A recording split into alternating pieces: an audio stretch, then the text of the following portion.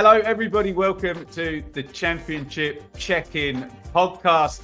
We are in the midst of one of those glorious but equally horrible 3-game weeks in the EFL Championship. So, between me and Sam, neither of us know our arse. Maybe I know his arse from my elbow or my... No, let's not even go anywhere with that metaphor. But we are here ready to talk about round 18, most specifically in the Championship. We will touch on the weekend as well, round 17. And speaking of rounds, Mr. Parkin, you've been doing the rounds on the TV and the radio this midweek. No, it's been fun, mate. Yeah, I've had 2 quality games, actually, mate. I loved Tuesday, Middlesbrough against Preston. Preston didn't turn up, mind you, but that was good fun, good fare. And then, do you know what? I don't say it lightly because, you know, there's quite a few battle scars and wounds from my time in Suffolk, but I loved being back at Ipswich last night. It was a great evening. I really enjoyed the game, but saw Ian Westlake, one of my former teammates. So many friendly faces. It's mad, isn't it? I suppose I spent a lot of time injured when I was at Portman Road, so I got to know loads of the staff members, but everyone's so nice. It's freezing. And the A12 was murder, and I missed the McDonald's at Colchester.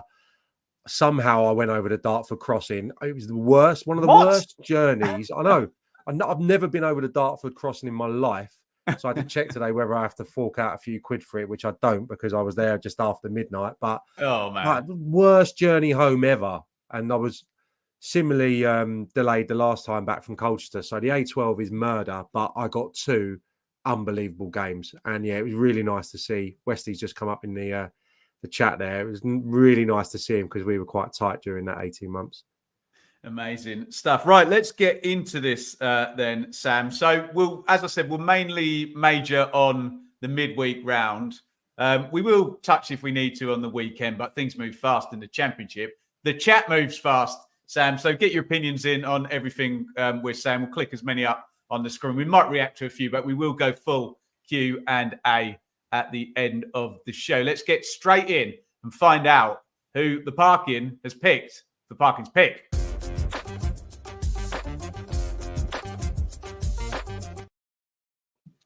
Some decent storylines this week, Sam. Couple of teams possibly heading for a 9-point week, and I think we've gone for one of them, haven't we? Yeah, normally I'll tally up the chaps that are on the 6 points on for the 9-point bonanza, but I haven't done that. Coventry spring to mind. They're probably haven't conceded either. Yeah, unfortunate to miss out, but we're going Baggies. We're going West Bromwich Albion. Yeah, this is a big surprise, and I sat down. It's a bit of a novelty as an Ipswich fan. This will sound a bit smug, Sam, but we've been so good for 18 months. Nobody has just schooled us and handed us our backsides. Yeah.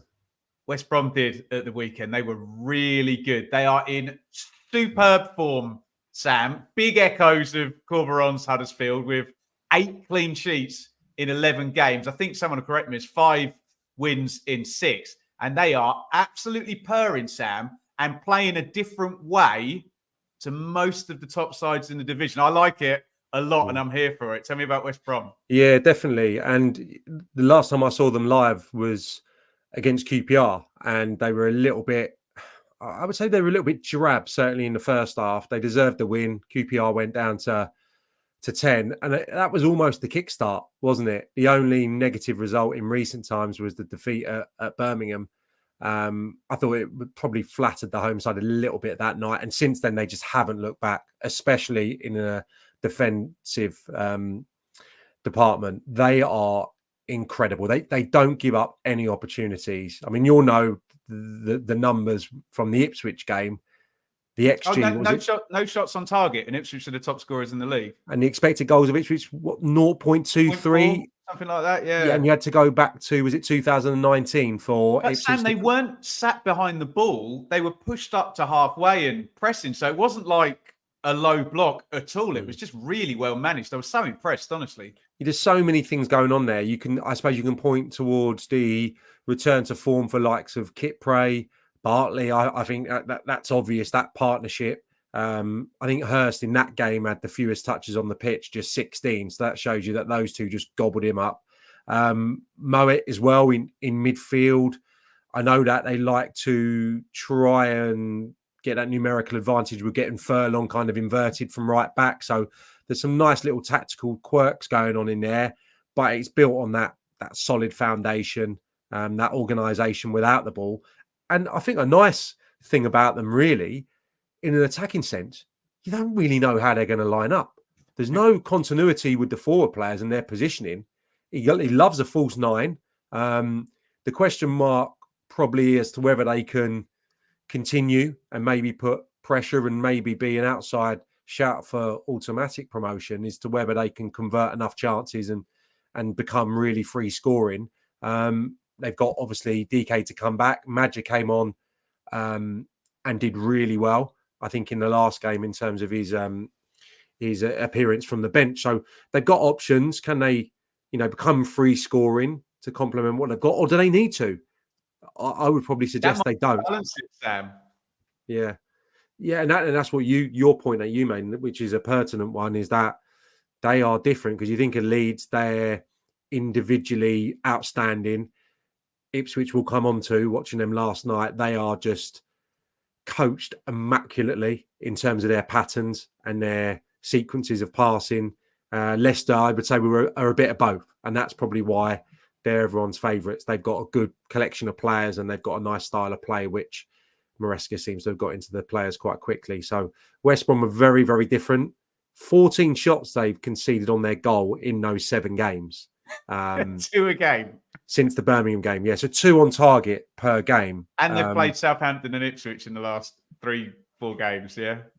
Yeah, and it doesn't get any easier, does it? Leicester up next. But yeah, Hull, Southampton, Ipswich, Cardiff, that's the last 4. So it's been an incredibly difficult run. We spoke about Ipswich's fixture list on the last show, but West Brom have had it tough as well. So this has been an outstanding few days for them. Can they possibly see it through with another?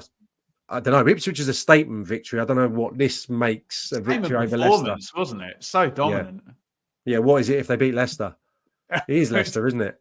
Yeah, it's Leicester. We will get into that in the predictions. And I'll just round this out, Sam, by saying in the close season, I predicted they would finish 18th because I was expecting financial Armageddon. I was expecting the players that bought in the parachute era to all be sold on. I didn't think he'd be able to get it going. But I think I underestimated Corberon because he's got better players than he had at Huddersfield now. And he's just doing it all over again. Superb job. And I look forward to hearing what Sam's got to say in the prediction segment, because that is one juicy game, West Brom v Leicester. West Brom are Parkin's pick. And get ready for a good bum fight. Get ready in the comments, because this could be the most competitive Worldie of the Week segment we've had all season.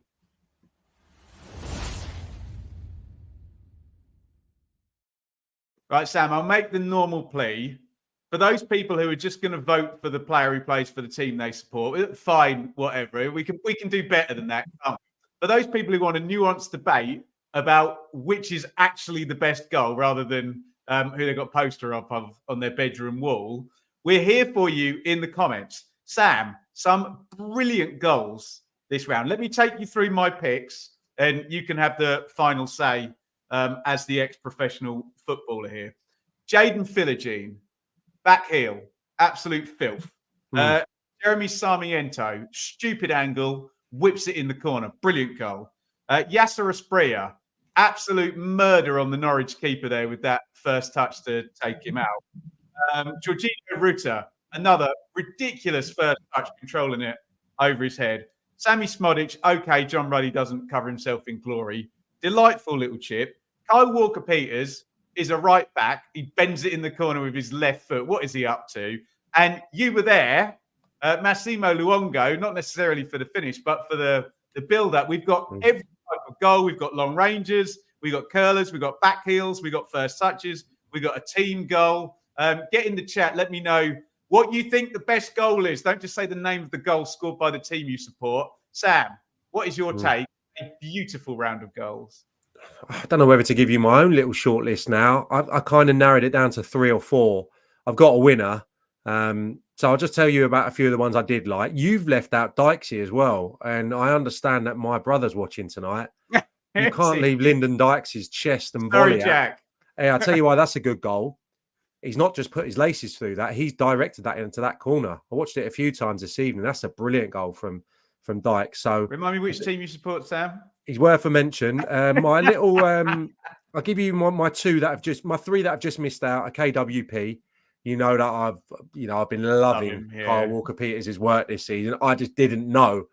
I mean, how naive am I? I didn't know about Kyle Walker-Peters' quality really in the Premier League. I was a bit, no, he's an all right Premier League player, but my goodness, he's ripped up the Championship. So he's in there for me. Philogene, loving that boy's work at the moment. I mean, it's comedy, isn't he? How on earth has he been allowed to leave Villa? I mean, I've said it, already this season. It's just, ridiculous. I feel that he finds himself playing in the Championship. So he's in there. Sarmiento, I thought was a brilliant goal. Context, a bit of everything there. But my winner, and I'm not blowing smoke up your backside, but I was there last night. He's ex-Swindon. Massimo Luongo, I think, in terms of the team ethic. Because there's not, all of those are amazing goals that I've spoke of. And this isn't a brilliant comparison because this is one of the best goals of all time. Garnacho's got me off my seat the other day, screaming like it was incredible.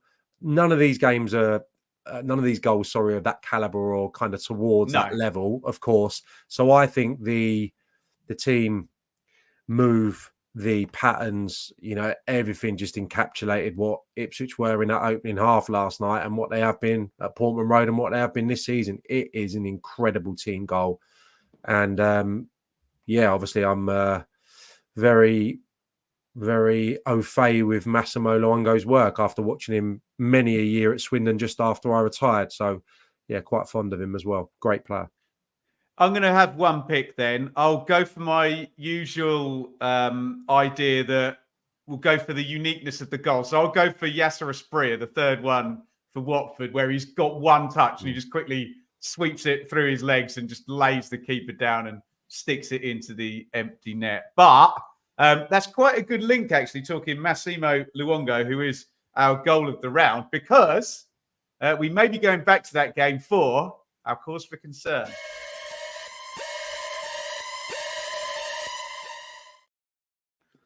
How many caveats do we need for this one, Sam? Cause for concern, and I'll let you load it up, is Millwall. Yeah, well, I know the assistant manager and I know the new head coach relatively well as well, mate. So this is covered in caveats, mate. It's splattered in them. Splattered in them, because by no means is this like my opportunity to just slaughter people and be ridiculously critical, which would be insane after 3 games now. But yeah, I suppose what we're saying with Millwall is this is chalk and cheese, isn't it? Really, there's a big kind of sea change going on at Millwall in terms of the style of play. And having seen it last night and having reflected in the last 12 hours or so, they were pretty open. And how many unforced errors, Sam, as well, where they're trying to pass it and it's just out of play or what have you? For 2 or 3 minutes, I thought, oh, hello, rubbing my hands together a little bit. I thought we could have a game here. They started the game brightly and, of course, kind of capitulated in the middle third of the first half to concede those goals. So, yeah, I'm concerned as to whether this is too big a ask, really, to do in such quick time.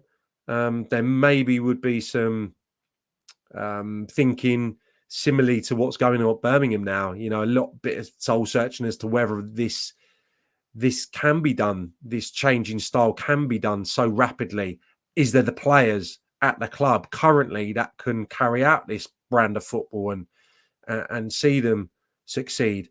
So I think there's big gaps in the squad, and that will be evident 100% to the new head coach, Joe Edwards, and his staff. Of course, the goalkeeper better than anyone. Made 4 really good saves last night. I think it probably starts there. Then you talk about Sam. Paul Lambert tried to do it. Poor old Bart. He can't do it. He's from a different generation. He just has not been coached that way. Brilliant keeper, like you say, but I've got a season's worth of evidence of that. Sorry, continue. No, I mean, the conversation, I was just thinking, the conversation is the same one that I had about Birmingham a few weeks ago.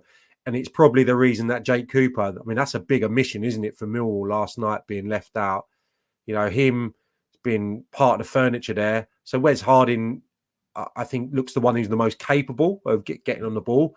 And then you've got Denore, who is a player. He can do it. He's a player. He's a baller, isn't he? Yeah. I think that axis actually last night with Saville was quite bright. I quite like those two. I presume Saville's slightly younger, clearly, than Joe Edwards, but he would know him from coming through the system at Chelsea, I'm sure. So there'll be a connection there. Those two looked all right. Fleming, of course, is decent in terms of taking the ball to feet. Then I look at, obviously, Murray Wallace has been a brilliant player for Millwall, but that left-hand side last night with him and Longman, problematic, especially when you're up against Burns. We know that Ipswich like to try and release him, go quite direct into him at times, actually. That kind of ball short into Chaplin and it's turned round the corner for the running of him. That was a big concern for me last night up against Murray Wallace. So, yeah, I think the squad is clearly short at the moment and it's going to call for quite a lot of patience from the Millwall supporters and it's probably going to see them suffer some. Can you, Sam, sorry, can you be a bit more specific on that? So we kind of judge it by transfer windows, don't we? So we'll have his first transfer window in January. And you have to say, over the past couple of years, they have pushed it a little bit more. They've been quite frugal over the years, haven't they, Millwall? But what does it look like if this isn't working towards the end of the season or it isn't working at the start of next season? How patient can you be given how Millwall are already considered to be punching above their weight to be finishing in 8th and 7th or whatever they've done? Well, if it goes horribly wrong, then I think we all know what the outcome is. But, you know, that has to be a horrific drop-off. And I'm sure it's just teething problems at the moment and that they'll be more than enough, more than capable because there's good characters there and there's a decent squad. I think the people within the hierarchy at the club would say this is maybe the best squad they've had. So I don't see it being a season where they're dragged in. I think there's 4 in my mind much worse teams than Millwall today, and probably still in 3-4 months' time. So I don't see that happening. But of course, there's a few areas for me that jump out straight away. I've always said that Millwall need a controller in midfield, so they don't have to play 100 mile an hour the whole time. And I think they've got that now. In the Norwich, I've been really impressed with him. I think the central defenders, definitely you need a bit more pace. You need people that can take the ball. And probably the striker options aren't quite up to scratch either. I know Bradshaw had a brilliant season last year, 17, 18 goals. He's an excellent 18-yard box striker, no question. But he's not someone in a game like last night who can occupy centre-halves, who can alleviate pressure, who can bring others into play. So I'm sure someone to give them a bit of a platform will be on the agenda as well. So, listen, by no means I didn't think that was desperate display last night at all. I just thought, with hindsight, when you think of the amount of goals that Ipswich have scored, more than 2 in every game, especially at home as well. Well, isn't it? I think exactly, Sam. 3 in every game apart from the Stoke game, right? That sounds right. Yeah, incredible. So when you think of that, I just think that probably wasn't the night. That wasn't the night. And I know they changed the shape, so maybe that was kind of like, oh, we'll still go with our principles and try and play, but I'll get a third centre half in there. We'll be able to get the wing backs back in, and that will make us solid and regimented enough. Well, I'm sorry, if you're going to get players in advanced positions of the ball when you're going to try and play through Ipswich, yeah, maybe that wasn't the night for it. And look, we've put them as cause for concern. We always try and do this as an early warning. And I think I'll speak for Sam as well. We both like the hire. We like the idea of it. We're just saying there might be some short-term, mid-term, hopefully not long-term pain for Millwall as we go. There was a release of some pain. Sam mentioned 4 teams struggling at the bottom. 2 of them bloody well won, and one of them got a draw against the league leaders. And that may lead us nicely into our meltdown moment.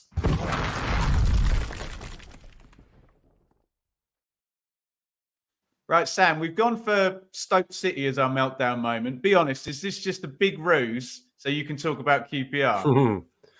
Nah, do you know what? I've not had an opportunity to see loads of the game, but what a relief. What a nice thing to see QPR scoring goals at the Loft, first and foremost. Haven't they doubled their tally at home this season? I think it's 4 Probably. goals. I think it was 4 goals in all competitions. Sitting pretty on 8 now, which is nice. But just to see like Ilias Chair hitting the post, just a few opportunities, loads of shots, I think, stacked up over the 90 minutes. But it was just a calamitous game, wasn't it? Just error strewn from both teams. Individual errors presenting the opponents with opportunities on their goal. A really soft red card, I've got to say. I mean, the first one, I think, letter of the law, the pull for the penalty probably is a yellow card. Doesn't need to do that. Referee Linnington on Ender Stevens, right? Yeah, I mean, the second one, I can't have that. I can't have it. The touch is bad from Smith. It's going out of play. There's the slightest of touches on the shirt. I don't know if it's the letter of the law, but that's sore, I think, for Stoke. But the other side of it, Ben, is the discipline. Some of it, I think, falls at the manager's door in terms of the substitutions, because by hook or crook, somehow they were in the ascendancy with 10 men for a period, and obviously scored again.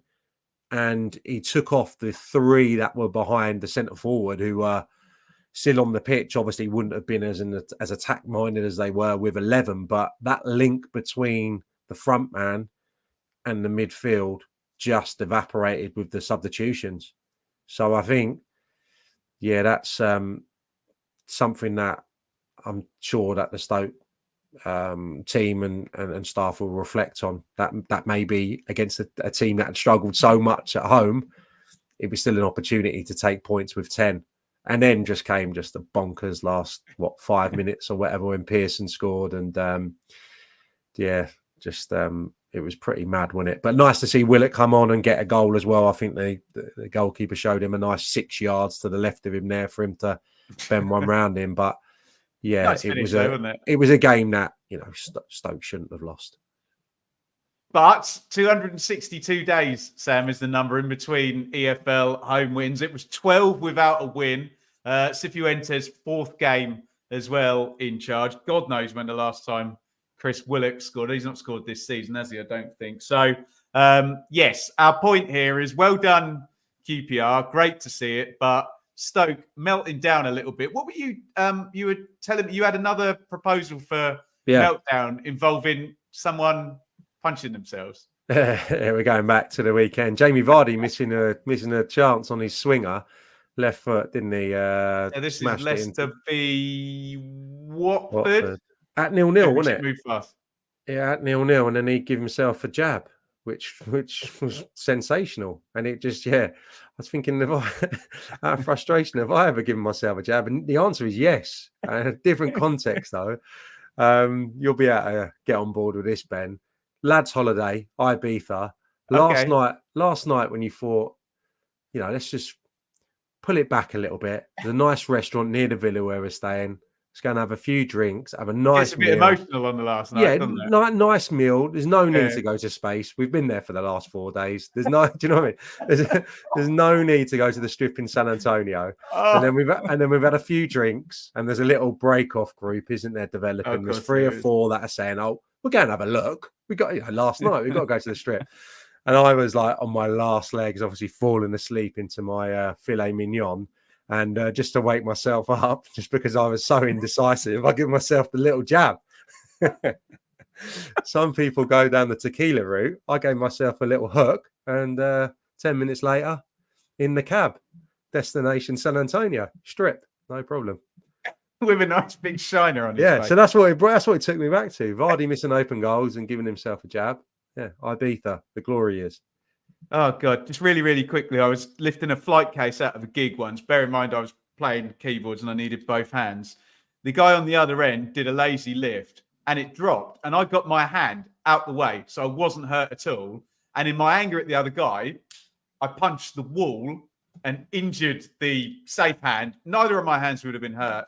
And I remember driving back, having to hold my hand out the window of the van to cool it down because I was in so much pain. There we go. That is our meltdown moment.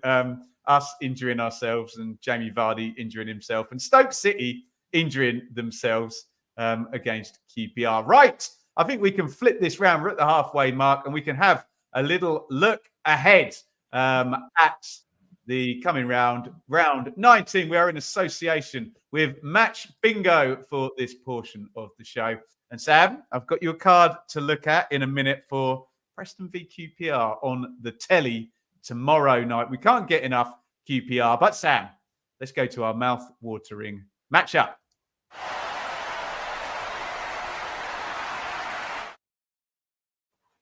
Right. We're going to get so much jip in the chat here. You know the rules on this show. We've already covered West Brom in one of the segments.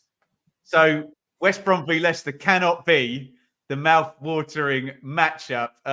Sam, I will just run you through the fixtures for the weekend. Guys, let me know your mouth-watering matchup. Obviously, you can vote for West Brom Leicester if you want, which I feel a lot of people are going to vote for. But this is what's going on in the Championship this weekend. Preston, QPR. We'll have a look at my bingo card for that in a minute. West Brom, Leicester looks just very nicely poised. That one. Birmingham, Rotherham, must win for Mr. Rooney there. Hull, Watford, that should be decent actually. Two trending upsides there. Ipswich, Coventry. I'm going to try my absolute utmost to get there. Leeds v Borough, woof. Millwall versus Sunderland, Mick McCarthy derby there. Plymouth versus Stoke. Sheffield Wednesday versus Blackburn. Southampton, Cardiff, Swansea, Huddersfield. Is that all 12, Sam? There isn't anything on Sunday. Yes, there is. Bristol City versus Norwich City. Let's have a look in the chat and see what people have gone with. And then we can do our pick. Leeds Borough, Hull Watford, Leeds Borough, Brum Millers, Sunday, Leeds Borough, Saints Cardiff, Leeds Borough. They've led us right to it beautifully, Sam. Our mouth-watering matchup is Leeds Borough. Leeds Borough. This should be a damn good game of football with these two managers, isn't it? Yeah, really should be. Covered the Middlesbrough game on Tuesday, if I can have the luxury of starting with them. And they were brilliant. Preston didn't turn up. I like Ryan Lowe, actually, in the way of this game. Just kind of almost like allowing them to have that. You know what I mean? Like, he knows them better than anyone. And I think it's easy for us to be overly critical. And they didn't turn up, Preston. They'd had that tough game against Cardiff, hadn't they, where they'd gone down to 10. Obviously, a difficult game going to the Riverside, who have been in good form. Middlesbrough, in front of their own supporters, obviously recently beat Leicester. So I quite like that from Ryan Lowe. It's how they respond, though, isn't it, in the next game against QPR, obviously on Friday. But Middlesbrough were excellent, really, really good. Just clicked into gear in that first half. I waxed lyrical about Morgan Rogers, who I think is going to come into play this week. To watch earlier in the season. I don't know if we got on him, but I think in the lead up to this game as well, I think Leeds, I wouldn't go as far to say as I believe that they're weak at fullback, but I think the top clubs have probably got better options in the Championship. I think they can improve there. And I know there's Jed Spence to come into the reckoning. And he's Gray's training now, Spence. Is he? And Gray's a phenomenal player, don't get me wrong, phenomenal young player from what I've seen. But I don't think you're going to get, not going to get the output of a Leif Davis from one of the fullbacks, for example. They haven't got that strand to their bow. So Isaiah Jones off the back of a brace, Morgan Rogers off the back of that performance. That's some interesting matchups. Rogers, very like Ipswich, actually, Ben, and Broadhead's role in that team. Started wide left, but essentially he's a 10. So when they're on the ball, wherever it is really when they're building, he's in field alongside Matt Crooks. So that little tactical quirk won this game, I think. It certainly led to the domination of the opening half. Nobody, not the right wing back, not the right-sided centre-half, not either of the deeper line midfield players of Preston really took responsibility. The third goal, the best goal of the game, Isaiah Jones is second, the little dink, completely encapsulated the problem they had. He just walked into an area, got it a couple of times, strolled past Ben Whiteman to play in Isaiah Jones. And that was a feature of the first half. His positioning, but also his quality when he had the ball, making opportunities, a couple of attempts as well. He was really good. But I think that is in keeping with Middlesbrough as a whole. They are very attack-minded. Think about this up from Cameron. Borough have currently beaten, I didn't realise there's 2 of the 3 relegated teams. So they've beaten Leicester and Saints already. Good point. Yeah, just the makeup of their team the other night, right? Bangura, I don't know a lot about, but he got a goal and he was very good up the left-hand side. So he's very forward-thinking. Dijksteel, in my memory, flyer down the right flank as well. You got the 2 out-and-out wingers I spoke of, and then you got Howson the other night, and you got Barlaser. Howson will get his foot in, but you're talking about 2 really out-and-out defenders in the whole lineup. So it was great the other night, and do you know what? I think it's brilliant ahead of this game because Leeds' strength. Yes, the defensive record's pretty good. I think at Ellen Road they've only conceded the 7, so they're watertight. Don't get me wrong, Leeds, but their strength is in that collection of brilliant individuals they got at the top end of the pitch. Can I come in at that point? Look at this, Sam. So this is Leeds' combined goals and assists, and I want you to look at 2 things. Look at the ridiculous number the front 4 have got. And then look at the drop-off. So Somerville, 13 combined goals and assists. Rutter, 11. James, 9. And Piru, 8. And then the nearest player in terms of combined goals and assists has 2. So what that means, Sam, is not only Somerville, Piru, James, and whoever I'm missing out there, the 4th one, Rutter, scoring all the goals, they're setting them all up for each other as well. They are lethal, that front 4. Yeah, I mean, how Somerville got to 13 goal involvements, that has crept up on me. 5 goals, 4 assists in his last 7. I mean, wow. There you go. But yeah, he's purring. If we did a segment for pass cross of the week, routeurs for Dan James's disallowed goal, I don't know if you saw it. I didn't. Oh, it was great. It was just like, it's whipped in from the left-hand side. It's almost like a shot. He picks him out as well, and then Dan James roofed it on the far post, but was just offside. His goal, Reuter's goal, was brilliant. I think Jack Jones here makes a brilliant point. Completely agree with that. There is a bit of a golfing quality. If you talk about, think about some of the individuals that I've spoke of. Well, look at the front pairings, all right? If I can call a 10 and a 9 a front pairing for a moment. Matt Crooks, latte lat. Matt Crooks, very effective player, very versatile player. 7 out of 10 most weeks, and he's in a real rich vein of form. Latte lat, unproven at the moment, but did some really good things the other night against maybe the best front 2 when they're on song in the division, have cost an enormous amount of money. So I completely agree with that.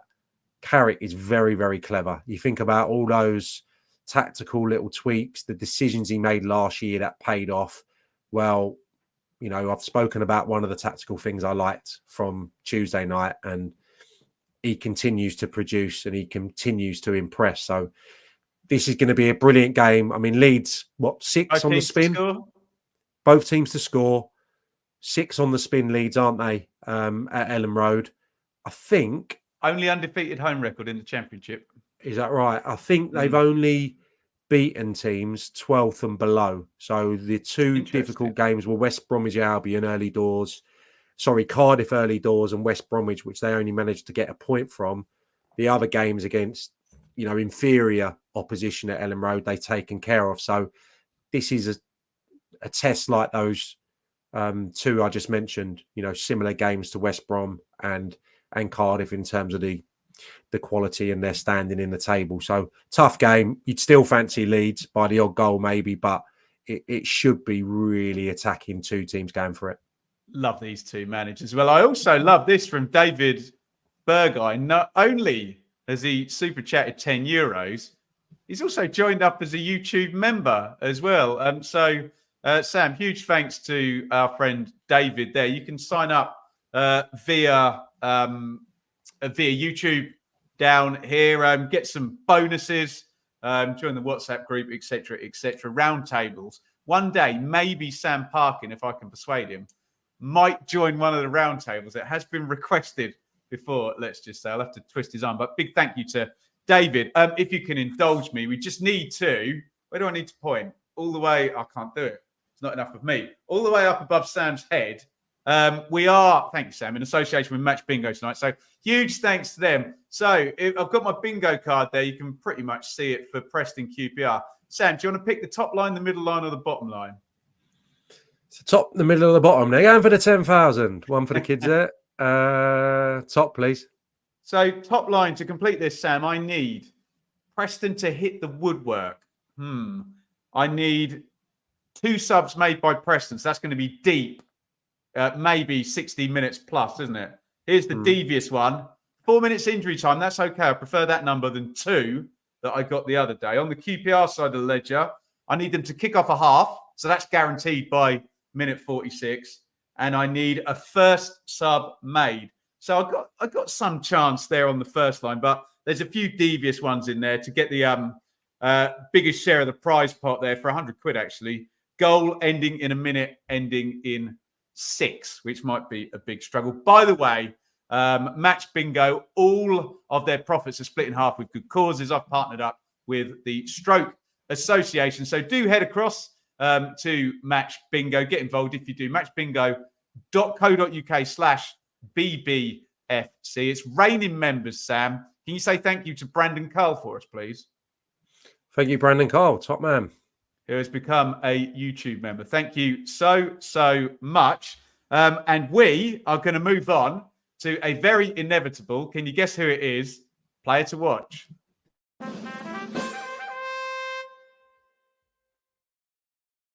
So we're going to go, Sam, from talking about Jorginho Ruta, who was signed for 35 million euros, to talk about a player who came from Colchester to Bristol City, got bombed out, correct me if I'm wrong, Bristol City fans, went down to the hit factory at Peterborough, where they just grow strikers, don't they? Went back to Blackburn, played second fiddle to Ben Brereton Diaz, and this season is now the top scorer in the Championship with 13 goals. He's just signed a new contract. And I love stories like this. Sam, you worked your way up the divisions, didn't you? I love stories like this where a player reaches the kind of zenith of where they're at, and Sammy Smodic is the hot hand in the Championship at the moment. Yeah, I worked myself back down as well. Fell back down. That's tremendous. It's a really good story. It's funny because I remember I don't remember Bristol City. Honestly, I do. We got City fans. Did he score? Feather said 4 appearances. I don't think he scored for him, Sam. Right, there you go. Yeah, so I remember when he was at Peterborough actually, and he was obviously part of some brilliant front kind of trios, wasn't he, during his time there? And I remember it wasn't always plain sailing for him there. There was a few spells where he was a little bit indifferent in terms of his goal creation and his goal scoring. I remember giving him a bit of stick maybe in the infancy of my time on the ITV show, and a few Peterborough fans coming for me. So I've not always really rated him. But Aaron McLean probably coached him, Sam. Right. Was he there at the same time? Not sure. He might have. But I mean, he's having an incredible season. I just had a little look because he's only actually played, I think it was Transfer Mark that gave me this, but he's only played, and I know it's a bit funky with Blackburn all the time, basically, but I think he's only played down the middle 3 times. He got 3 goals in those games, by the way, but his 10 other goals have come from playing as a 10 or off one of the sides, which just tells you it's incredible. He's had the most shots on target, I noted, and joint 3rd for shots per game. I thought I'd ask you, he's level with Whittaker, who in the Championship, which players have had more shots per game? Armstrong? One of them's very close to home. Chaplin's top. Armstrong? Second, the aforementioned Jayden Philogene, which I thought was... Love Jayden Philogene. Yeah, love Jayden Philogene. He's the man. But yeah, so he's basically peppering the target, isn't he, Smodix? He's 3.6, I think it was, shots per game, which is pretty unrelenting. And It's a he's good point having from a Rich there, Sam, in the chat. Smodic and Chaplin, they're not big players. They come in from the sides. It's a different type of striker, isn't it, these days? and I think when you think of Blackburn, they've got, in terms of physicality, they've got Gallagher, but he prefers to play down the side. I think Leonard looks to be quite an old-fashioned striker, doesn't he? He's not particularly quick. He's decent with his back to goal, and he's got an eye for a goal. But they like going with like Dolan, don't they, down the middle, or Smodics at time. Similar to West Brom, you don't really know what the configuration of their forward line is going to be. The one consistent is that Smodics is getting goals. Just on Connor Chaplin, actually, I thought it last night, Ben. It's amazing to see someone who, for my money, he was a bit of a bit part player at Barnsley during that great escape, wasn't it? When did they win at Brentford? He was okay that day? season. Big Val didn't really. Struber was okay with him. Big Val didn't fancy him, did he? To see him, I would say he's their most important player, is he not? At the moment, Potentially, yeah. Not because of the consistency or because of the level, but because of his involvement in the style of play. I mean, he basically has got a free role in that team. Last night, he spends a lot of time 10 yards from the right back. And it's obviously one of their main kind of ways to play out is that he goes and shows defeat. They've got Burns to play longer into if Chaplin can play that one, or he plays in little triangles. So I love seeing those stories, similar to Smodic's in terms of his rise to a real consistency in the Championship. He's a brilliant finisher. Sam. He's got 13 and we're less than halfway. Can you get 25? In a really attacking team? I'm not sure he can. Mate. No. Well, I just think this is an incredible run he's on. Although the confidence just flows, doesn't it? And we've seen so many examples in the Championship over the last few years. Look at Britton Diaz. You never thought that he had consistent goal scoring in his armoury after his first few years at Forest. He was an enigma. So for him to turn into what he did the last couple of years was amazing. I don't know. I think he'd snap your hand off for 22, 23 right now. Give me this, Sam. He's definitely going to be the November Player of the Month, isn't he? With 6 goals in 4 games. He is. I just wouldn't. I mean, Blackburn are brilliant fun at the moment, aren't they? I think I had a look. I think last 8 games, Leeds are the best team in the division in terms of points. Blackburn 10 is Southampton. Yeah, and Blackburn are only 1 point behind Leeds after the last 8. So 6 in 8, yeah. They're going brilliantly. I just wouldn't be surprised if they hit a bit of a difficult spell. Not necessarily now, and that would probably have a knock-on effect on his goal scoring. But yeah, I mean, he's in brilliant form. The 2 last night were outstanding, the chips. I think he's 13, isn't he? 11 with his right foot, 2 with his left as well. So you like that, don't you? Show him on his left. Yeah, or make them put the ball in the air, but we know they'll find a way to play through you, won't they? So yeah, he's having a great season. Done. Amazing stuff, great story. Sammy Smodic is the player to watch. Are you ready, everybody? Get yourself primed in the chat because it's Sam's favourite part of the show. Here we go. It's the round 19 predictions.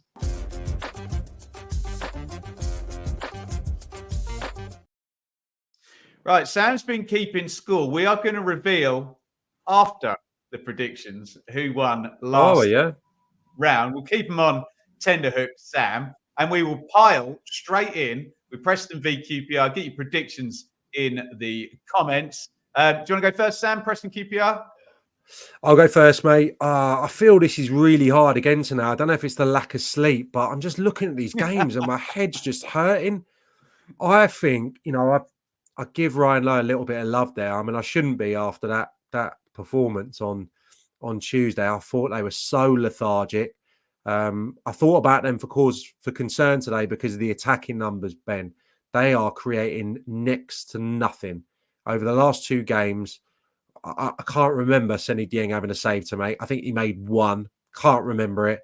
And against Cardiff, if memory serves me right, I think they had 4 attempts. So, and this isn't 2 games. This is over a much longer period. So I am worried about where the goals are going to come from, where the chance creation is going to come from. That said, I always go against my lot, don't I? I think it could be after the Lord Mayor's show here. I think Preston could react. I'm going to go 2-1 to Preston North End. I'll go down the middle in that case, Sam. I think QPR are going to be confident, but I don't see Preston losing. So I'll go 1-1. Sorry, just remind me, what was yours again, Sam? I'm going 2-1 to Preston.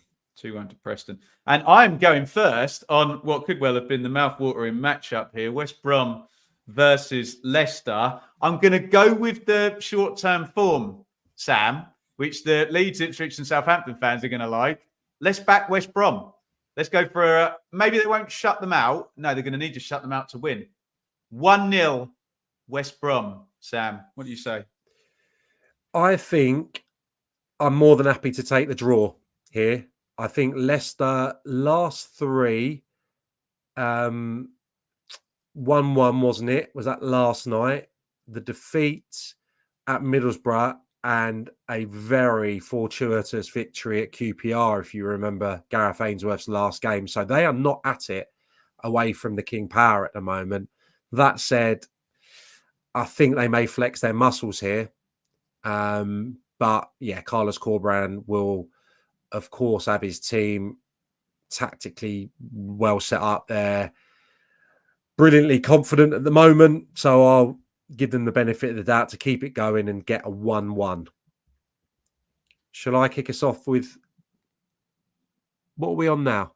We're on Birmingham-Rotherham. Birmingham-Rotherham. Sorry, I should wait for you to show me which website you're going to use because I'm clearly using something else for my notes. Anyway, here's my curveball. Rotherham to win at Birmingham. What is he doing? 2-1. That's sensational. Rotherham to get their first victory, so I don't have to say it ever again, since the win in March at Bramall Lane. That's the last time I'm ever saying that, Millers fans.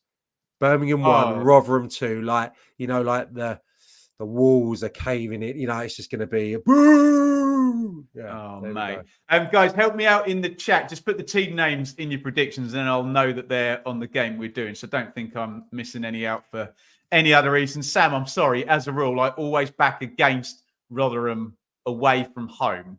So I am going to go for a 2-0 win for Birmingham and shift straight on to Hull City versus Watford, which should be decent. Two sides in good form. I'm going to edge on Hull, but I think Watford score. Hull 2, Watford 1. Sam, what do you reckon? You're not the best travellers, are they, Watford? Once again, mate, I'm happy to take the draw here. I'm going to go for 1 each again, if that's okay. And I will kick us off with Ipswich, Coventry. Go on, Sam. I think this may be slightly cagier than maybe what we've seen, which is sounds pretty odd. Now I've said it, because I think of Coventry being pretty expansive, having good forward players. Had that handsome victory at Millwall last time out. I just think surely this has got to stop at some stage. So I'll go for maybe a late first half opener, cap it late on, 2-0 Ipswich. 2-0 Ipswich. I had this one down, Sam, this week as struggle at West Brom, beat Millwall and draw with Coventry. I think they'll play it fairly well defensively. You said 2-0, right? Yeah. I'm going to go 1-1, which may be some reverse psychology attached in there. Lots of love for Ipswich in the chat, though. So I will click a load of those up. And I will move on to Leeds Middlesbrough, which we've given the absolute big up. I feel I can't gazump your Rotherham to win at Birmingham. So what I'll do, see if I get a reaction out of this one. Leeds 3, Middlesbrough 3. Put that in your pipe and smoke it, Sam. Yeah, love it, mate. I'm going very similar. I'll take the 5 goals. Leeds 3, Middlesbrough 2. So after the big up we've given that game, 0-0, everybody, is guaranteed in Leeds Middlesbrough. Sorry, Sam. Millwall Sunderland, you're first up. Millwall Sunderland. This my opportune moment to say it's going to get worse before it gets better. Hey, there it Danny is. Baker for Danny Baker and his boys. Yeah, Sunderland, difficult to get a read on. Obviously, really off it against Huddersfield. I'm going to go for the same score. I'm going to go for Millwall 1, Sunderland 2. Ooh. You've nailed it when you said Sunderland really hard to get a read on. I was getting some stick from some Sunderland fans, but always backing against them, which I seem to have done the last few weeks. To be fair, I was right against Plymouth. So they've lost 2 on the bounce. So I think they'll be happy to come away with a point. What did you say? 2-1, Sam? Yes, mate. I'll go Desmond then. I think it'll be a bit more open for Millwall in terms of Sunderland's defence being a bit easier to get at than, say, Ipswich's were. And I'll go for a Desmond, and I will go for a 2-2 and try and click as many of these up so you lot can have your say in the chat. There you go. Neil's ahead of the game there on Plymouth versus Stoke. Plymouth are at home. I'm going to be so predictable, Sam. So let's back Plymouth. And Morgan Whittaker is going to score from 37 yards and lace it in the top corner at 100 miles an hour, and Finn Azaz will dribble around someone and score. Are they going to concede against Stoke? No, they're not. Plymouth 2, Stoke 0, Sam. I'm just getting the league table up against me. Up for me, sorry. Is this almost must not lose for Alex Neil? It's got to be never that far away, is it? Got to be in that territory, haven't we? Where are they? 17th. Well, they had a good unbeaten run, though, didn't they, Sam? Oh, mate, and it's just, again, similar to Sunderland. They went to Middlesbrough and won 2-0, didn't they, about a month ago, Stoke? I just think Plymouth just can't have their foot on the throttle every time at home park. I'm going to go for just... But they always do. I'm going to go for just a very weird 2-2. A weird 2-2. Do you want to roll us on, Sam? Wednesday versus Sammy Smodic and Blackburn. Yeah, and I think there's been obvious improvement at Sheffield Wednesday, but I think Blackburn will fancy this, and I think they'll roll on. I'm going for a 2-0 away win. A 2-0 away win. I think I'm going to agree with Ashley there in the chat. Just love Blackburn going forward. There's a few people back in Wednesday in the chat, but I will go same as Wally as well there. Wednesday 1, Blackburn 3. Sorry, Sam, I keep asking you. What was your call? 2-0 to Blackburn. 2-0. Southampton versus Cardiff. Maybe I'll throw in the curveball here. Cardiff are the sort of team that can get at Southampton. And I wanted to throw in the curveball last week on Huddersfield to get something, and then they did. So I'm going to go for Cardiff to get a 1-1 draw, Sam, at Southampton. You having a bit of that? No, mate, I'm not. I think this could be... I think Cardiff have a bit of a go, don't they? I like their front players. I like the 11, to be honest. I think they can cause problems. Russell Martin's had...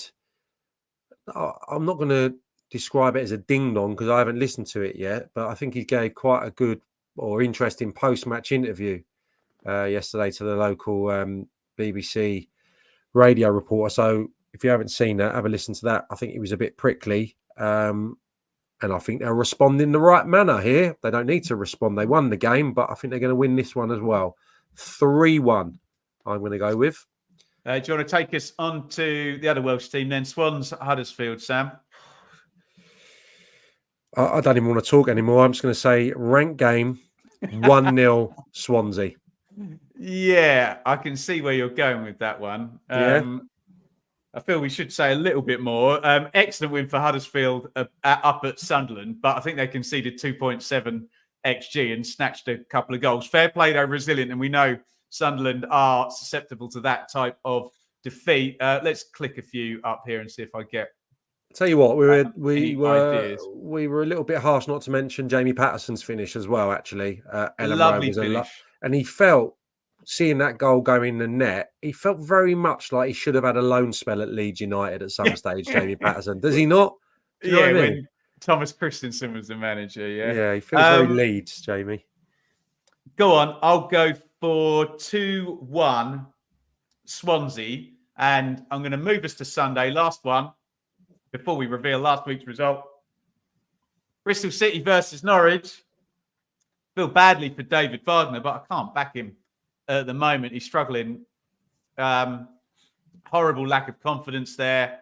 Maybe they prefer to be away than at home at the moment, Norwich, because they seem to have lost the crowd, don't they? So I'm going to back Bristol City. With that being said, Norwich have got enough quality to score. 3-1 Bristol City.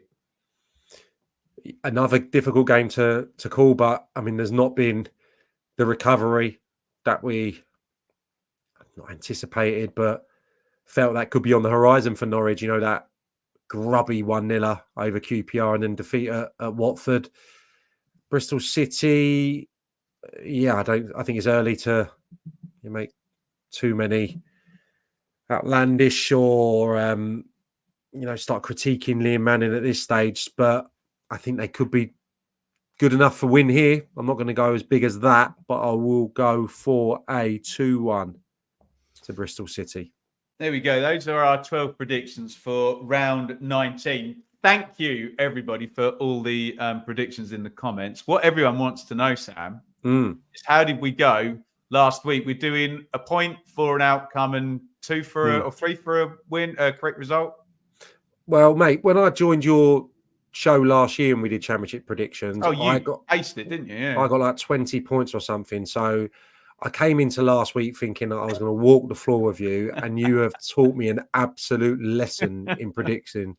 10 points for Ben, 4. Thanks, everybody. For me, you nailed the Birmingham Sheffield Wednesday result, 2-1. You nailed Norwich to beat QPR 1-0. Thanks, everyone. And you got 4 other results right, including West Brom, obviously, to beat your beloved Ipswich. I got that one on the nose. That was my only 3-pointer.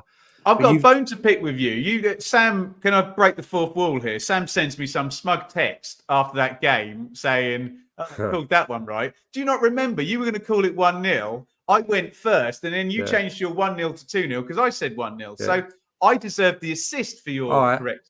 All right, if we can do it, we'll play what I said, though, onto next week's show. I don't know if I said set piece. You said a breakaway as well, didn't you? Yeah. I'm sure I said, like, goal, give them the impetus to just sit in their shape, and then they'll counter and do your second half. So I'll give you the W for that one. Get me on Carlos's staff. I think me and him would. As long as you're still around on a Thursday night, Carlos will have you doing bloody data for 14 Basically, hours. Mate, the moral of the story is you bashed me 10-4. So roll on next week. Well, or from your point, roll on the quiz. We just need to say huge thank you. Look at this, Sam. Another one. West Yorkshire Retro Gamer has become a YouTube member. Thank you. All you YouTube members, send me a DM on Twitter and I'll add you to the WhatsApp group, or talk to Anir. He's in there, or I think Dave's in there. There's a few lads from the WhatsApp group in there. We'll add you in there. But thank you guys so much for the support. And we need to move on. It is quiz time.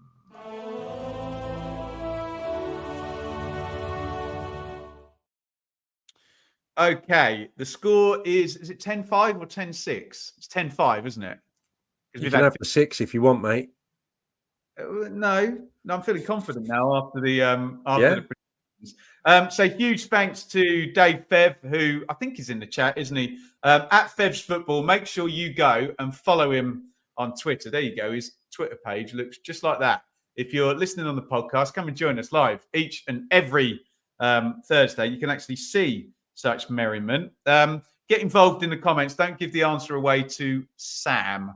Okay. Do you want to ask first, Sam, or do you want to be asked? I'll ask you first, mate. Shall I? I'm putting my phone down so I can't cheat. I'm closing the comments. Here I am. Listen to this click. That's the comments closed. Mate, I'm happy for you to have the games up if you want them. Or is that... I don't know. What's the protocol there? Okay, mate. The questions are unbelievable. They're sensational every week. They're just the right level of toughness, I believe. Right. Last week's championship fixtures. Yep. Last weekend, sorry, mate. Yeah. Can you name the 4 scorers scoring their first league goal for their club? There was 4. Tyler Morton, because we had him Worldie of the Week, didn't we? And he's got and 2 in 2, so he's 3 in 3 now, is he? Club and country? is this this is the weekend round, yeah? Weekend round, yeah. Sheffield Wednesday. One could win it, mate. I've had a long day. Leicester, Watford, Vardy, Coventry. Did Sakamoto score for Coventry? I'm not sure he did. Norwich, Plymouth. Oh, I can't remember these blooming goal scorers now. Who scored for West Brom? Dean, Garner and Furlong? No. Oh, man, I'm not going to get this, am I? I'll let you whiz through all the games. Go and do what you're doing, and then I'll have to get a little... Who scored for Rotherham? Was it a Dauphin? It was. But it's not his first goal for the club, no. Tell me if you want to lock it in. I'm not going to lock that in. You're scaring me. Who scored for Huddersfield? Ben Jackson? He did. He's not giving anything away with that. I'm not locking that in. Oh, for God's sake. Cardiff, Ugbo, Grant, Preston was Osmajic, wasn't it? Blackburn. Oh, screw it. Lock in. Is it Hakeem a Dauphin? That's incorrect. Oh, who were they? You're declaring at one. Could win can it. I have another guess? Yeah, you can have another guess. Did Sakamoto score for Coventry? You said it earlier. Let's give you that. Let's give you two. Sakamoto. There you go. And Jackson for Huddersfield? No. Okay. Other two. One's really hard. Taylor Gardner-Hickman for Bristol City. Oh, damn. The worldie. And Andrew Moran for Blackburn Rovers, who looks like a player. I should have got that. I absolutely should have got that. We need to get on right. 2 out of 4. Thank you, Fev. Right. This is, I think Fev's trying to even this up. This is tricky. Right. Your question for Sam. Rock and roll football. In last weekend's championship matches, there were 4 goal scorers whose surname is either the surname or band name of a UK #1 artist, either single or album. Can you name the 4 artists?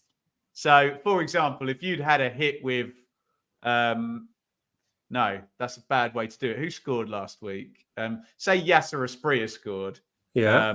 And Faustino Asprilla had a hit with I Love Going to Newcastle and Messing Up Their Title. Is it making sense? You're basically give me the questions quickly again. So you're looking for musical surnames, basically. Right. So if they're a band or an artist with their surname, yeah, and they've had a #1 album, they'll be on the list. This is so difficult. Blimey. And there are 4. I remember we did Oscar-winning actors, didn't you? Yeah, we did something, didn't we, the first couple of weeks, which it sounded quite straightforward, but they were quite obscure. I mentioned one in my picks. Yeah, Jackson. Most famous musical family in the world. Michael Jackson, Janet Jackson, Jackson 5 all had #1. Right, just give me. Let me take 4 guesses then, because I don't want to just give you loads. So Jackson for 1 on the board, yeah. Yeah. I want to say that, but I'm going to look like an idiot if I say that. Can I sing a song to you, Sam? No, hang on. Is there a? No, I don't. There's got to be. There's got to be a Brady. Oh, we got sent. Sorry, I'm not locking that in. Sorry. Don't lock that in. I'm singing to you in a minute. Who scored for them? I don't want to dance with you, baby, no more. Please stop doing that. I don't know who sings that. No, I'm just going to rattle through. Conway? Yes! Sensational. Russ Conway. That was a guess. Side saddle or roulette.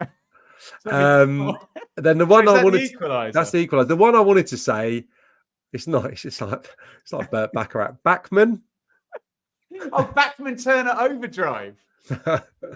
Ain't seen nothing yet. But obviously not a #1 album. So you could have he got sent off. Sorry, he got sent off. And then the other one I was going to go for was Grant.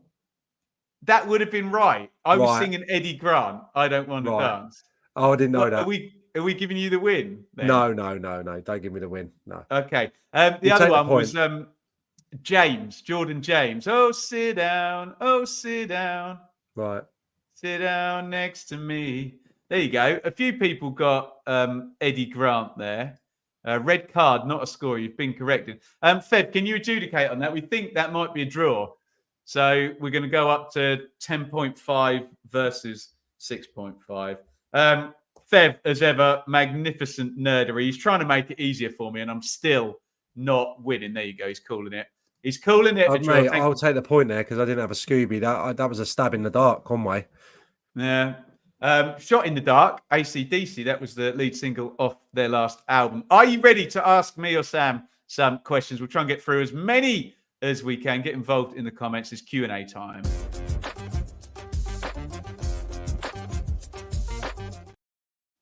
Right, Sam, we'll give you a 20 seconds limit on your answers so we can get through as many questions today. Help me out in the chat. Hit a Q before the question, a question mark, and then I can pick them out in the chat. Ask anything, ask away. We're good to go for another 5 minutes or so, assuming Sam is okay with that. Big thank you again. It's been a vintage day today, Sam. We've got huge thank yous to David, Brandon, and West Yorkshire Retro Gamer for signing up. And do, Sam, can you just point above your head at the Match Bingo thing? Do check out our sponsors over at Match Bingo as well. Right. It's perfect, Sam. Are you ready? I'm not going into refs, Adam. That will just start off a horrible chain reaction. Sam, best favourite kit you played in? Oh, mate, I played in some shockers, some absolute shockers. The best kit was a Diadora sponsor, Diadora make. So shirt make, Diadora sponsor, black and white at St Mirren. My second from last year. So obviously it become quite street. Have you got one? Can you it's on the it comes is it on Parkin's pick? Yeah, it's on the Parkin's pick, isn't it? It's a lovely kit. You know what? Can I press the button on Parkin's pick? We'll have to watch the little video. Let's have a look at this kit. Stripes, yeah?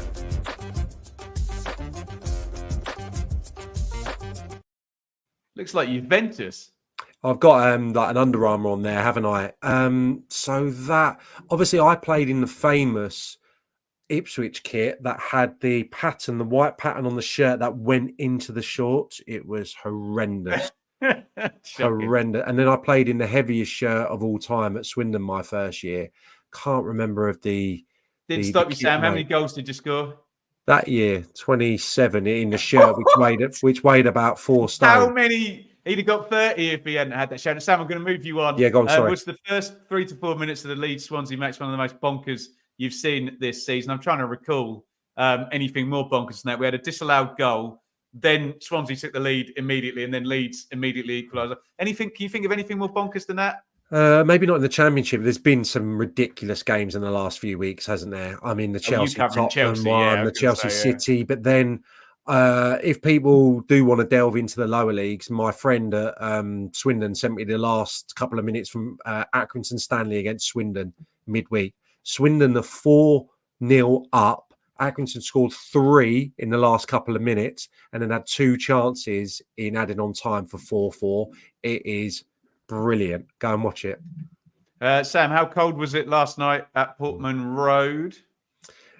My toes went late. We had a bit of a problem, a bit of a technical issue. So I was actually inside for quite a lot of the build-up, to and fro-ing, getting Wi-Fi passwords and trying to get stuff. But where has this come from? It was unbelievable. And the fog was swirling around. I don't know if you saw it. I did. And of course, Ipswich. Were you covering on ITV when they had the Oxford game last year? And it was just ridiculous fog. Yeah, it rings a bell. Yes.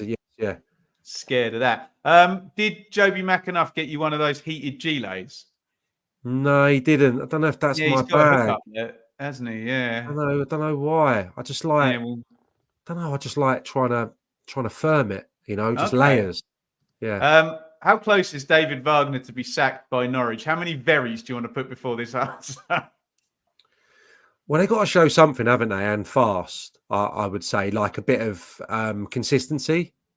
So they've and some, I suppose, some excitement. So it's got to be a combination, hasn't it, of getting some results, but also the brand has got to be better. And I suppose now that they've got some of the players back, I think they have anyway. I didn't pour over the last result at Watford in terms of the team as of yet.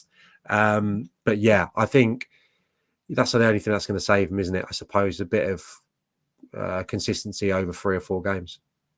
I don't even know what this button means. David gifted 5 Benjamin Bloom memberships. I don't know what that means. Thank you, David. Does that mean...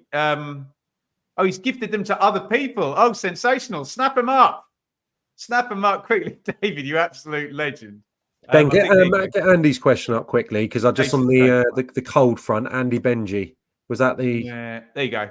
Was that St Mary's last night? It was freezing. How do you stay warm at a match in the winter months? Are you talking about playing or... No, sorry. Just the teabag hand warmers are amazing. You know, not teabag. Why do I giggle at the word teabag? They look like teabags, but yeah, they're amazing, and they stay warm for like 12 hours. My missus swears by them as well. And you can put them inside your gloves. Sometimes I put them inside my shoes as well. But the aforementioned Ian Westlake gave me like his hand warmers last night to have a go with. They look like little, almost like little walkie-talkies. Very odd, like little chunky things, almost, like. Just like a battery, almost like a big battery, whatever they are. Like, and I just put one in one hand and nice and toasty. So maybe a little bit less practical than the tea bag ones, but yeah. So you can get some probably for a few quid, or you can get some top of the range ones put inside your mittens. I need to grow up, don't I? Callum, will the top 5 stay as the top 5 till the end of the season? A dogfight for six. Right now, I think it will, but that could change, couldn't it? It does look like my rationale, Sam, is Ipswich and Leicester have got so many points, they're not likely to finish outside the top 6. Yeah, Southampton and Leeds have then got a year 1 parachute payment. West Brom are playing beautifully. I'd probably go Hull and Middlesbrough as my wild cards. Yeah, outside of that 5. Purple Bungalow. Is a Swans win against Huddersfield becoming... Sam loves this terminology. Becoming a must-win. I'm seeing words like untenable for Duff. If so, we got to this when they played the derby game against Cardiff earlier in the season. Has it got back there already? No, I wouldn't say so. But yeah, the league doesn't look for particularly pretty reading, does it, for Swansea fans at the moment? So yeah, I think when you're up against a team that's in, very much the lower reaches of the division, you've got to get maximum points. Anything but, and there's going to be question marks about him. And I just don't think, I don't think that appointment to this point has really fitted particularly well. And I think there's still those question marks around it. So we'll have to wait and see. But yeah, I mean, defeat is probably not going to be enough to get anyone to act, in terms of the hierarchy. But I think obviously the subsequent games then become massive, don't they, therefore? Saint 194. What impact will Christmas period have on clubs now, i.e. those with better squads more suited or more vulnerable because of quick turnarounds? Surely it's got to be the first one, hasn't it? There, we had this with the 5 sub thing. The wealthier teams seemed to benefit from it, didn't they? Yeah, no. Because then it's a bit of luck of the draw, though, isn't it? Say one of the best teams lose 2 of their talismanic players, and they've got a difficult fixture over that period, and you lose that. I think all the teams are going to lose games probably over December.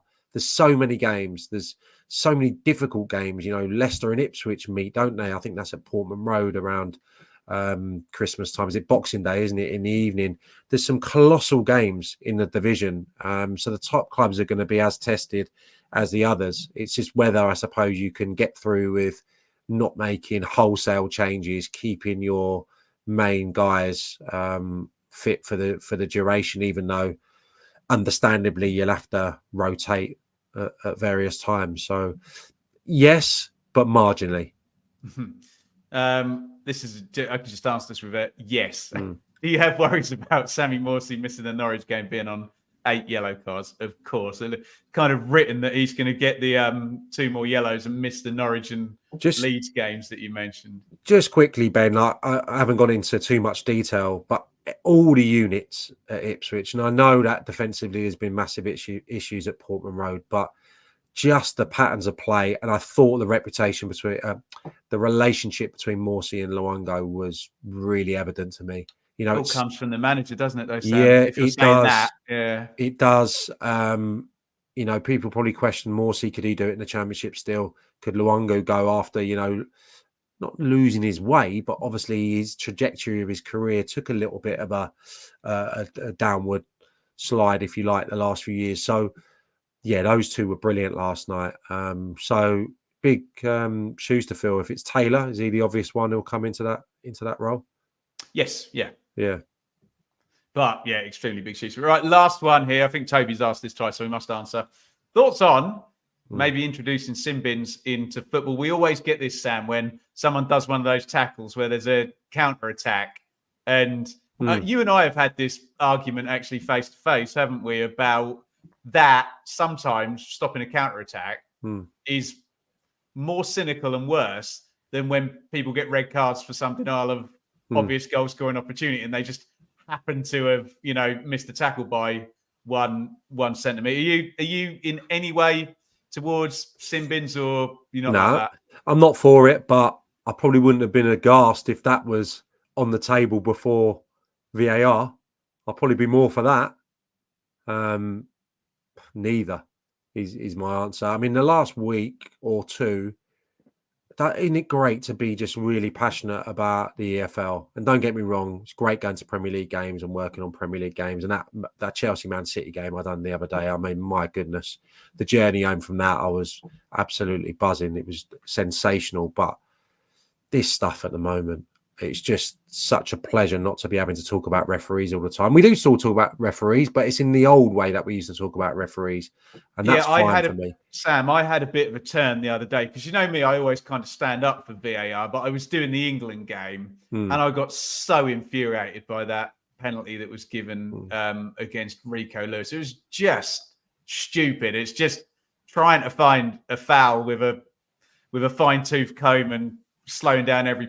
That's the most vexatious I've been about it, where I've been like, that's just stupid. And it's just not for me, Ben. It's not for me. And this sentiment, sorry, I don't want to get into this sentiment that it's the protocol and it's the improvement that's required from the VAR. It's nonsense, in my opinion. You know, people are never going to be perfect. You know, what are we expecting here? I just don't think it's working at the moment. Am I saddened? Probably a little bit, because I feel like my passion towards it has dwindled a little bit, and that's just because of the officiating. So I think it's a problem, because I'm sure I know a lot of people are feeling like this at the moment. Right. Thank you so much for all your questions. Guys, if you've been one of the many new members, a few of them are saying they've not got Twitter. Listen very carefully. Benjamin Bloom Music @gmail.com. Send me an email and I will add you to the group. You can rewind that back and hear my email address there. But send me an email there and I'll get you in the WhatsApp group. Thank you so much. It's been a great show tonight, Sam. We've gone an hour and 18 minutes. Are you anywhere at the weekend? I'm working on an FA Cup game on Saturday. I just had to rack my brain to remember what I was doing, because I'm doing my prep tomorrow morning. Alfreton against Walsall, the 12:30. Are you in studio kickoff. for that, or are you at the It's ground? a world feed commentary. So, yeah. IMG? No, it's out of somewhere else. Okay. So, yeah, so I got that. And then Chelsea-Brighton on Tuesday. I think my next Championship game, can't think. I've got a few trips to St Mary's, I think, over Christmas. Yeah, trip to Pompey, League One, week Monday.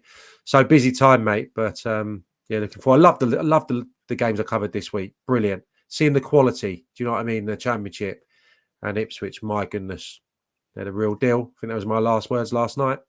fingers crossed. I should be at Ipswich, Coventry tomorrow, but I must admit I'm at a military base playing a gig in Dorset or something on Friday night. So I'll see how late I get back and see how we feel. I will, Sam. It's a bit off-piste. I'm at the next 2 Luton games. I've got my mate's Luton season ticket. Gavin, one of the Patreons. They have Arsenal and Manchester City at Kenilworth Road. Those are the 2 games I've got. So I'm looking forward to that. Check out the content. We'll be back with Sam next Thursday, all being well. And thank you for joining us on the Championship Check-In podcast. We'll see you next week.